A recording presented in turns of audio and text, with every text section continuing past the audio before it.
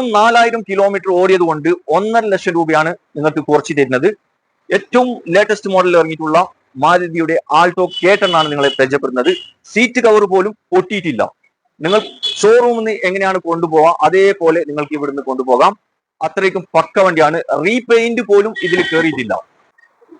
ഈ വണ്ടി ഉള്ളത് വളാഞ്ചേരി കാർ ക്ലബിലാണ്. ഇവിടെ ഇതല്ലാതെ വേറെയും കുറെ വണ്ടികളുണ്ട് കേട്ടോ.